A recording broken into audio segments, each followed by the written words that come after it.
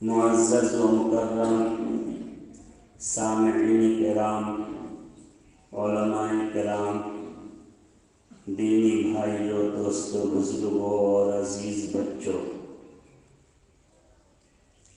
اللہ تبارک و تعالیٰ نے قرآن کریم میں ارشاد فرمایا کہ اللہ کی مدد اور نصرت ان لوگوں کے ساتھ ہوتی ہے جو رب چاہی زندگی گزارتے ہیں، من چاہی نفس چاہی زندگی سے پرہیز کرتے ہیں، جس کو تقویٰ کہتے ہیں۔ تو جو متقی اور تقویٰ والے ہیں، اللہ کی مدد اور نصرت ان کے ساتھ ہے۔ والذین هم محسنون، اور ان لوگوں کے ساتھ اللہ کی مدد اور نصرت ہوتی ہے جو ہر کام کو اخلاص کے ساتھ کرتے ہیں اور عمدہ طریقے سے کرتے ہیں۔ اخلاص یعنی خالص اللہ کی رضا اور اللہ کا قرب حاصل کرنے کے لیے وہ عمل کرتے ہیں اور شریعت اور سنت کے مطابق اس کام کو کرتے ہیں۔ محسنون، حسن اور خوبی کے ساتھ کسی کام کو کرنا اس وقت کہا جائے گا جب آدمی کام شریعت کے مطابق، سنت کے مطابق کرے۔ جیسے مثلا ناخن کاٹنا ہے، ناخن تراشنا ہے، ہم ناخن تراشتے ہیں، لیکن ایک آدمی 2 مہینے تک ناخن ہی نہیں تراشا، اس کے بعد کیف متفق ناخن تراش کر لیا، تو ان کا کام حسن والا، عمدہ اور بہتر کام نہیں ہوا۔ ہفتے میں، 15 دن میں، 40 دن سے پہلے ناخن تراشا، جو طریقہ ہے دائیں طرف سے شروع کیا، پہلے دائیں ہاتھ کے ناخن کو تراشا، پھر بائیں ہاتھ کے ناخن کو، تو یہ ناخن تراشنا ان کا عمدہ طریقے پر ہوا۔ تو اللہ تعالیٰ کی مدد اور نصرت ان لوگوں کے ساتھ ہوتی ہے جو اخلاص کے ساتھ ہر کام کرتے ہیں، اللہ کو راضی کرنے کے لیے ہر کام کرتے ہیں اور کام صحیح طریقے کے مطابق، اصول ضابطے کے مطابق، سنت شریعت کے مطابق کرتے ہیں۔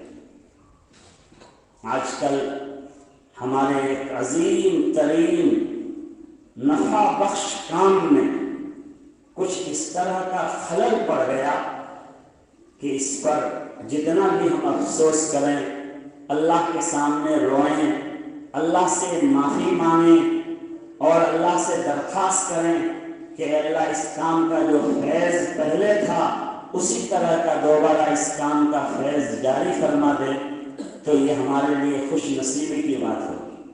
وہ ہے دعوت و تبلیغ کی محنت، جماعت کا کام، یہ بہت عظیم کام ہے۔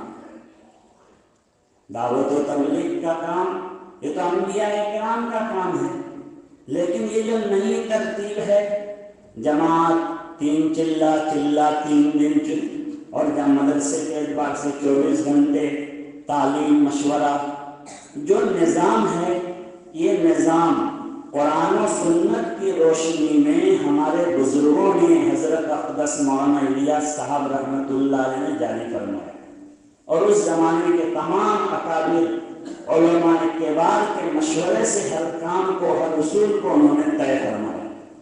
چنانچہ اس کام نے پوری دنیا میں ایک انقلاب پیدا کر دیا، دنیا کے کونے کونے میں اس کا فیض پہنچا۔ کتنے شرابی، کتنے کبابی، کتنے جواری تائب ہو کر اللہ والے بن گئے، ولی بن گئے، پگڑی والے بن گئے، شیخ بن گئے، متشرع دیندار بن گئے۔ یہ بڑی برکت ہے اللہ نے اس کام کے ذریعہ جو پوری دنیا میں اور ہمارے ملک میں ایک انقلاب پیدا کیا۔ اس طرح کا انقلابی کام صدیوں میں کبھی کبھی ہو پاتا ہے۔ ہمارے ملک میں، ملک کو انگریز ہر اعتبار سے کھوکھلا کر کے یہاں سے بھاگا ہے، یہاں سے گیا ہے، ہر اعتبار سے، اقتصادی اعتبار سے، مالی اعتبار سے، اسی طرح دین کے اعتبار سے بھی۔ اس طرح کا انہوں نے جو ہے یہاں اپنا رنگ چڑھا دیا کہ اس پر دین کے رنگ کو غالب کرنا بظاہر اس زمانے میں بہت مشکل کام تھا، مگر اس کام میں الحمدللہ جو ہے اپنا رنگ غالب کر کے دکھایا، اور لوگ اس رنگ میں رنگین ہوئے۔ صبغۃ اللہ، اللہ کا جو رنگ ہے، جو دین کا رنگ ہے، وہ لوگوں پر چڑھا۔ تو یہ بہت عظیم کام ہے، مگر اس کام میں ایک اختلاف پیدا ہو گیا۔ اب دو جماعتیں، دو دھڑے جو ہے ہو گئے، شورا اور امارت۔ اب لوگ بہت مرتبہ پوچھتے ہیں کون حق ہے کون ناحق ہے۔ ایک بات اچھی طرح لوگوں کو یاد رکھنا چاہیے کہ اگر کسی کام کے حق ناحق ہونے میں آپ کو شبہ ہو تو پہلا کام ہونا چاہیے کہ اللہ سے دعا کریں۔ چنانچہ ہمارے نبی نے ایک چھوٹی سی دعا سکھائی ہے، اللہم الہمنی رشدی واعذنی من شر نفسی، کہ اللہ میرے لیے جو بہتر ہے، جو میری جس میں ہدایت ہے، میری اصلاح ہے، میرے لیے رشد کی جو بات ہے اس کو میرے دل میں ڈال دے، اور میرے نفس کی شرارت سے اے اللہ میری حفاظت فرما دے۔ یہ دعا کثرت سے آدمی کو مانگنی چاہیے، اللہم الہمنی رشدی واعذنی من شر نفسی۔ اسی طرح ایک دعا ہے، اللہم ارنا الحق حقا وارزقنا اتباعہ وارنا الباطل باطلا وارزقنا اجتنابہ۔ اے اللہ جو حق ہے وہ مجھ پر واضح کر دے اور مجھے اس کی پیروی کی توفیق عطا فرما، اور جو غلط ہے وہ بھی مجھ پر واضح کر دے اور اس سے مجھے بچنے کی توفیق عطا فرما۔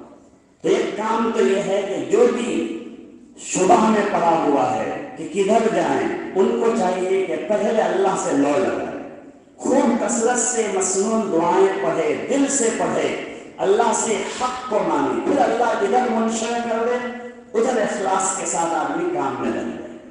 اب ایک عجیب مسئلہ ایک کھڑا ہو گیا ہے کہ امارت صحیح ہے یا شورا۔ یہ ایسی بات ہے کہ امارت والے بھی شورا کے منکر نہیں، شورا والے بھی امارت کے منکر نہیں۔ جو امارت کو مانتے ہیں ان کا مطلب بھائی امیر صاحب ہیں، لیکن وہ امیر صاحب لوگوں کے مشورے سے فیصلہ کرتے ہیں۔ ایسا نہیں کہ امیر صاحب کیا مشورہ کچھ نہیں ہے، ان کے کام میں بھی مشورہ ہے، وہ بھی جو ہے مشورہ کرتے ہیں، ان کے طریقے پر چلنے والے بھی مشورے سے ہر کام کرتے ہیں، تو وہ بھی مشورہ اور شورا مانتے ہیں۔ اور شورا والے بھی جب مشورہ میں بیٹھتے ہیں اور لوگ مشورہ دیتے ہیں تو کوئی نہ کوئی تو فیصل ہوگا، کوئی نہ کوئی تو جو ہے فیصلہ سنائے گا، وہی امیر ہے۔ تو لہذا یہ کوئی ایسی بات نہیں ہے، مگر اس کی وجہ سے ہنگامہ برپا ہو گیا، جگہ جگہ اختلاف ہو گیا۔ کہیں جماعتیں جاتی ہیں تو لوگ پہلا سوال کرتے ہیں کہ یہ جماعت شورا والوں کی ہے یا امارت والوں کی۔ اس لیے یہ اچھی طرح سمجھ لینا چاہیے کہ جو بھی شورا کے لیے یا امارت کے لیے کام کر رہا ہے وہ گمراہی پر قائم ہے، اور جو اللہ کے لیے کام کر رہا ہے چاہے جدھر کام کرے وہ حق پر ہے۔ کسی غیر اللہ کے لیے کام کرنا، اللہ کے نبی نے یہاں تک فرمایا انما الاعمال بالنیات، کہ عمل کا دار و مدار نیت پر ہے۔ فمن كانت هجرته الى امرأة يتزوجها فهجرته الى ما هاجر اليه۔ ایک آدمی ہجرت کرے شادی کرنے کے لیے، شادی کرنا بالاتفاق جائز ہے بلکہ سنت ہے، لیکن کہا گیا کہ اگر کسی کی ہجرت کا مقصد ہے شادی تو وہ شادی تو کر لے گا، یہ جائز کام ہے، سنت کام ہے، لیکن اللہ کے یہاں اس شادی کے ذریعے، ہجرت کے ذریعے ہم کو قرب حاصل نہیں ہو۔ معلوم ہوا کہ ہمیشہ کام اللہ واسطے کرنا چاہیے، کہ بھائی یہ اللہ کے لیے کام کر رہا ہے، یہ اللہ کی طرف دعوت دے رہا ہے۔ دعوت دینے والوں کو بھی کسی جماعت کی طرف، امارت یا شورا کی طرف لوگوں کو بلانے کے بجائے اللہ کی طرف بلانا چاہیے۔ جو بھی اللہ کی طرف بلانے والا ہے، جو بھی اللہ کے لیے کام کر رہا ہے، چاہے وہ جہاں بھی ہے وہ حق پر ہے۔ بہت مرتبہ لوگ علماء سے پوچھتے ہیں کہ مولانا ہم لوگ کیا کریں، آپ علماء ہیں، آپ ہماری رہنمائی کیجیے۔ تو کوئی علماء رہنمائی نہیں کر سکتے، اس لیے کہ ایسی چیزوں میں کسی کو باطل نہیں کہا جا سکتا۔ ہاں، اگر کوئی اپنے بیان سے، اپنی تحریر سے کوئی غلط باتیں، گمراہ کن باتیں بیان کرے، بولے، تو وہ باتیں گمراہ ہیں، کن ہیں، وہ باتیں غلط ہیں۔ اگر وہ رجوع کر لے، جہاں توبہ کی ضرورت ہے توبہ کر لے، تو پھر ان کی غلطی معاف ہے۔ ان کا رجوع کرنا اللہ کے یہاں انشاءاللہ مقبول ہوگا۔ اور اگر کوئی رجوع نہ کرے، رجوع کرنے کے بعد پھر وہی غلط بات بولے، تو یہ ان کی غلطی ہے۔ ان کی غلطی کی وجہ سے ایسا نہیں ہے کہ ان کے ساتھ جتنے لوگ کام کر رہے ہیں سب غلط ہو جائیں۔ ایک ٹرین میں مختلف ذہن کے لوگ سفر کرتے ہیں، سب کے مقصد الگ الگ ہوتے ہیں۔ ٹرین سے دلی گاڑی جا رہی ہے، ہزاروں پیسنجر ہیں، دلی جانے کا مقصد کسی کا کچھ اور ہے، کسی کا کچھ اور ہے، کسی کا کچھ اور ہے، مگر گاڑی دلی پہنچے گی، سب لوگ دلی پہنچیں گے۔ ایسا نہیں ہے کہ جو ہے انجن خراب ہو جائے، مطلب انجن اگر کے اندر کوئی خرابی آ جائے تو اس کا مطلب وہ ڈبے کے اندر بھی خرابی آ جائے گی۔ اس لیے یہ بات بھی غلط ہے۔ ایسی بہت ساری نظیریں ہیں۔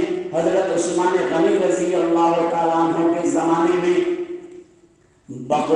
باغیوں نے جو حکومت کے خلاف بغاوت کیے تھے، حضرت عثمان غنی رضی اللہ عنہ یہ امیر برحق تھے، جو ہے اللہ کے نبی کے تیسرے خلیفہ تھے، آپ کے داماد تھے، ذوالنورین تھے، بے شمار ان کے فضائل ہیں۔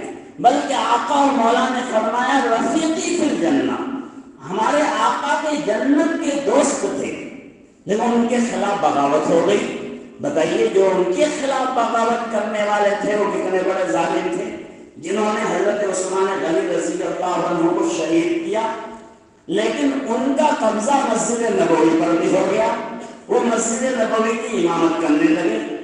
اب کچھ لوگ، کچھ صحابہ، کچھ تابعین نے حضرت عثمان غنی رضی اللہ عنہ سے جا کر پوچھا، حضرت ابھی کے جو حالات ہیں وہ آپ بھی دیکھ رہے ہیں، باغیوں کا، ان ظالموں کا مسجد پر قبضہ ہو گیا ہے، وہی امامت کرا رہے ہیں، ہم ان کے ساتھ نماز پڑھیں یا نہ پڑھیں، ہم کو ان کے ساتھ نماز پڑھنے میں بہت حرج معلوم ہو رہا ہے۔ حضرت عثمان غنی رضی اللہ عنہ نے یہ فرمایا کہ بھائی وہ جو اچھے کام کر رہے ہیں ان کے ساتھ ان کے اچھے کاموں میں شریک رہو، ان کی مدد کرو، اور وہ جو غلط کام کریں اس میں ان کے ساتھ شریک مت رہو۔ نماز یہ تو بہت اچھا کام ہے، یہ تو بہت اللہ کا کے نگاہ میں نیک عمل ہے، اس لیے اس میں تم ان کے خلاف کیوں کرو؟ وہ باقی ہے، وہ ظالم ہے، وہ امام بنا ہوا ہے۔ لیکن حضرت عثمان غنی رضی اللہ عنہ نے فرمایا کہ وہ یہ جو کام کر رہا ہے یہ کام بہت اچھا ہے، لہذا اس کام میں ان کے ساتھ شریک رہو، ان کے اقتداء میں جو ہے تم ضرور نماز پڑھو۔ ہاں، وہ غلط کام میں تم کو شریک رہنے کے لیے کہے تو اس سے تم براز ظاہر کرو، بھائی ہم تمہارے ساتھ غلط کام میں نہیں شریک ہوں گے، حکومت برحق ہے ان کے خلاف ہم بغاوت نہیں کریں گے، ہم ظلم نہیں کریں گے، اس میں ہم تمہارے ساتھ شریک نہیں، لیکن نماز میں شریک رہو۔ لہذا بالفرض ہم اگر یہ مان بھی لیں کہ کوئی آدمی غلط ہو جائے تو اس کا یہ مطلب نہیں کہ وہ پورا طریقہ غلط ہو جائے۔ اس لیے ہمیں چاہیے کہ اعتدال کے ساتھ اللہ کی رضا کے لیے اس کام میں دل و جان سے ہم لگیں، جدھر ہمارا انشراح ہے ادھر ہی لگیں، مگر اللہ کے واسطے لگیں، اللہ کے لگیں، لوگوں کو اللہ کی طرف بلائیں۔ انبیاء کرام کا کام لوگوں کو کسی فریق، فرقہ، کسی جماعت کے ساتھ جوڑنا نہیں تھا، انبیاء کرام لوگوں کو اللہ سے جوڑتے تھے، جو ہے وہ آئے ہی تھے اللہ سے جوڑنے کے لیے۔ اس لیے ہم لوگوں کو اللہ کی طرف دعوت دیں کہ بھائی اللہ کی عبادت کرو، اللہ کے لیے نماز پڑھو۔ ہمارے چھترگاچھ میں ایک دن ایک کسائی محلہ ہے اور وہاں تقریباً 99% لوگ جو ہے بریلی مسلک سے تعلق رکھتے ہیں اور بریلی مسجد میں نماز پڑھتے ہیں، مگر وہاں کچھ ایسا معاملہ ہو گیا کہ سب لوگ جمع ہو گئے کسی فاتحہ کے نام پر، وہاں مجھے کہنے کے لیے، بیان کرنے کے لیے کہہ دیا گیا، تو میں نے کہا بھائی نماز کی تلقین کیا اور نماز کی تاکید کیا اور کہا تم کو جہاں جی چاہے وہاں نماز پڑھو، ہم یہ نہیں کہتے ہیں کہ تم ہمارے پیچھے نماز پڑھو، ہماری ہی مسجد میں نماز پڑھو، تم اپنی مسجد میں نماز پڑھو، ہم نماز کی پابندی کرو۔ تو لہذا ہمیں لوگوں کو اپنی طرف نہیں بلانا چاہیے، ہم جس کی حمایت کریں انہیں کی طرف بلائیں، ان کے علاوہ سب غلط ہو، یہ ہمارا مزاج غلط مزاج ہے۔ اور اگر خود اپنے معاملے میں ہم شک شبہ میں ہیں تو یہ یقین کریں کہ اس کام میں ذرہ برابر کوئی خلل نہیں ہے، یہ انبیاء کرام کا کام ہے، یہ عظیم ترین جو ہے اللہ کی نگاہ میں نیک عمل ہے، اس لیے ہم اس میں ضرور لگیں۔ اور یہ نہ ہم بہانہ کریں گے ادھر جائیں، ہم کو جدھر انشراح نہیں ہو رہا ہے اللہ سے دعا کریں، صلاۃ الحاجت پڑھ لیں، صلاۃ استخارہ پڑھیں، اللہ سے دعا کریں کہ اللہ جدھر ہمارے لیے انشراح ہو رہا ہے آپ اس کی طرف ہمارے دل کو مائل کر دیجیے۔ بتائیے ڈاکٹروں کے علاج میں کتنا اختلاف ہے۔ عام طور سے ایک ڈاکٹر سے آپ علاج کر رہے ہیں، دوسرے ڈاکٹر کے پاس جائیں گے تو یا تو اس ڈاکٹر کی تشخیص کو، نسخہ کو غلط کہے گا کہ نہیں یہ سب دوائی کاٹو ہم دوسری لکھ رہے ہیں، یا نہیں تو کم سے کم کوئی نہ کوئی دوائی بدلے گا، کوئی دوائی کم کرے گا، کوئی اضافہ کرے گا، اتنا اختلاف ہے۔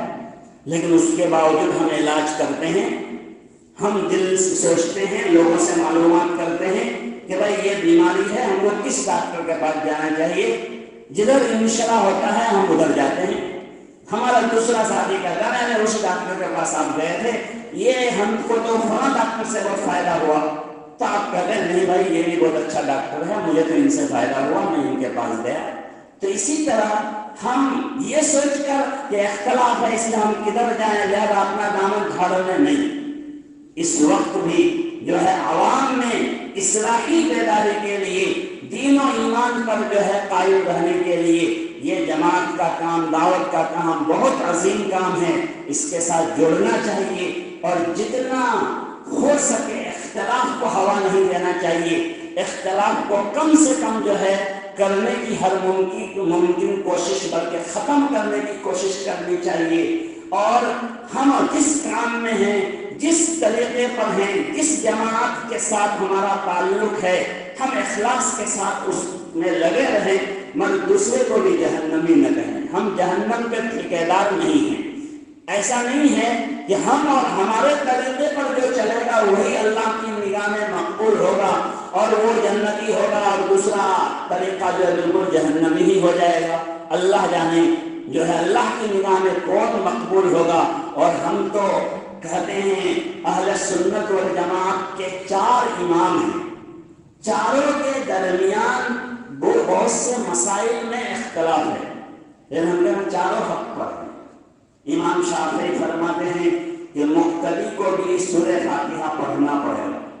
امام اعظم ابو حنیفہ رحمۃ اللہ علیہ کہتے ہیں کہ نہیں، مقتدی چپ چاپ خاموشی سے کھڑا رہے، وہ سورہ فاتحہ نہ پڑھے۔ ہمارا یقین ہے کہ اگر کوئی شافعی مسلک سورہ فاتحہ پڑھتا ہے تو وہ بھی جنتی ہوگا انشاءاللہ، ان کی نماز بھی قبول ہوگی، اور اگر کوئی نہیں پڑھتا ہے وہ حنفی ہے تو ان کی نماز بھی قبول ہوگی۔ حضرت امام شافعی فرماتے ہیں کہ آمین زور سے کہے، یہ بہتر ہے۔ امام ابو حنیفہ فرماتے ہیں آہستہ کہے، یہ بہتر ہے۔ ہم کہتے ہیں دونوں انشاءاللہ جنتی ہوگا۔ اسی لیے ہم اپنی دل میں وسعت رکھیں، اپنے ظرف کو تھوڑا کشادہ کریں، وسیع کریں، اور جو بھی کام کریں، جتنی بھی ہم سے محنت ہو سکے وہ اللہ واسطے کریں، اور ہماری نگاہ ہمیشہ اللہ کی طرف ہو۔ بتائیے اس سے آگے اور کیا بات ہوگی کہ ہمارے آقا و مولا جناب محمد رسول اللہ صلی اللہ علیہ وسلم جب اس دنیا سے پردہ فرما گئے، آپ کا پاکیزہ جسم بھی دنیا میں اور زمین کے اوپر رکھا ہوا تھا۔ حضرت ابو بکر رضی اللہ عنہ نے اعلان فرمایا کہ دیکھو جو محمد کی عبادت کرتا تھا، محمد کے لیے دین کا کام کرتا تھا، تو وہ دیکھ لے محمد صلی اللہ علیہ وسلم تو پردہ فرما گئے جو ہے، لیکن جو اللہ کے لیے عبادت کرتا تھا، اللہ کے لیے دین کا کام کرتا تھا، تو اللہ زندہ ہے، قیوم ہے، ہمیشہ رہنے والے ہیں۔ اس لیے تم اللہ کے لیے اگر عبادت کرتے تھے، اللہ کے لیے ایمان والے تھے، تو اپنے ایمان پر، نیک عمل پر مضبوطی کے ساتھ قائم رہو۔ یہ حضرت ابو بکر رضی اللہ عنہ نے تقریر کی تھی۔ جب ہمارے آقا و مولا جناب محمد رسول اللہ کو مقصود بنانا کہ اللہ کے رسول کے لیے ہم کام کرتے تھے، اب نہیں رہے تو کیوں کام کریں گے، یہ اس سے بھی روکا گیا تو اور کوئی کون ہوتا ہے؟ اور ہما شما کی آپ کے بعد کسی کی شخصیت کا کیا اعتبار ہے؟ اسی لیے ہم ہمیشہ اپنے کام میں اللہ کی رضا اور خوشنودی کی جو ہے کو نگاہ رکھیں، خوشنودی کو اپنا مقصود بنائیں، مطلوب بنائیں۔ انشاءاللہ اللہ کی مدد ہمارے ساتھ ہوگی۔ ان اللہ مع الذین اتقوا والذین هم محسنون۔ جو بھی آدمی تقویٰ کی زندگی اختیار کرے گا، گناہوں سے بچ کر زندگی گزارے گا، شریعت اور سنت کے مطابق زندگی گزارے گا، وہ محسنون اور مخلص ہوگا، اللہ کی رضا کے لیے کام کرے گا اور کام عمدہ ڈھنگ سے کرے گا، اصول ضابطہ شریعت اور سنت کے مطابق کرے گا، تو وہ کامیاب ہوگا، اللہ کی نصرت اور مدد ان کے ساتھ ہوگی۔ اللہ تعالی ہم سب کو کہنے سننے سے زیادہ عمل کی توفیق عطا فرمائے۔ اللہ ہمیں ہر کام اللہ کی رضا کے لیے کرنے والا بنائے۔